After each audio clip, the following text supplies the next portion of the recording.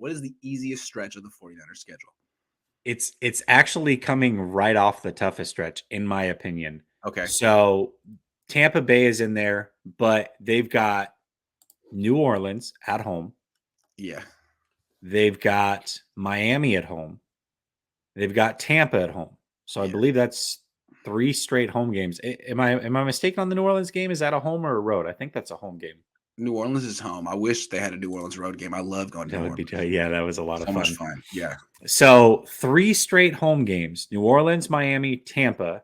Then you go on the road, staying on the West Coast again in Seattle, and come back home and play Washington. That's, basically 4 out of 5 home games. And then the one travel game is in Seattle against a bad Seattle Seahawks team. I think that's probably the easiest stretch right there. And it's towards the tail end of the season to where you can get hot rolling into the playoffs. I love that.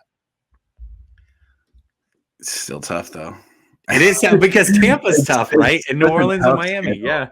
It's such a tough schedule. Here's the easiest stretch of the season for me. Week 1 and week 2. In Chicago against at home against Seattle. After that, it's just not easy.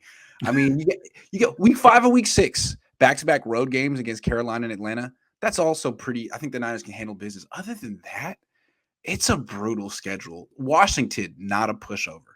I mean, Seattle, like they're terrible, but at the same time, like they really play the 49ers tough every time. So I'm curious about that. I mean, the Dolphins is going to be a tough game. The Saints is going to be a tough game. This schedule is only thing that like the Niners have going for them is that every NFC West team has to do this. And the Rams actually have a tougher schedule because they have to face the first place teams, Green Bay, Dallas. They play Buffalo week 1. So the Niners might just, it's a gauntlet what the NFC West has to face this year. It's crazy. Let me say this, though, because I'm starting to notice this right here, which is actually fantastic. So in the first 6 weeks, they have 2 East Coast games and 2 Central games, right? Yeah. After the first 6 weeks, Grant, from week 7 through week 18, they have a bye week, and every game is a West Coast game. Every single one of them. That's huge. I mean, that is a big thing. So huge for them, huge for me as someone who's trying to save a little bit of money on your car insurance, which you did, by the way. That's great. Yeah, thanks. We had a question from James R. Guy, Jesse Grant / Grant, one or the other. When y'all think Shanahan names Trey the starter?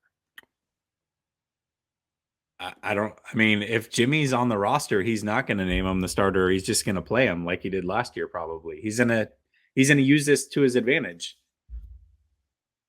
I don't know, man. It's a hell of a question. I can't tell you. I don't know. It's the $1 million question. Either that or they cut him. They cut Jimmy, and that's when you know. Like, I don't think he's ever going to officially say Lance is the starter. I don't think you'll ever hear that out of his mouth. It's the way Shanahan is. Yeah, it's inspirational stuff. All right, Chase says, Grant, why do you think we don't win at least one game against the Rams? Why are you spoiling the ending? You don't even know what I'm going to say. I think 7-10 is the floor and 11-6 is likely the ceiling. Lots of tough games. Well, I mean, I think the Rams kind of changed. A big reason the Niners have been able to dominate the Rams because the Rams can't stop the run. And now they got Bobby Wagner. So we'll see.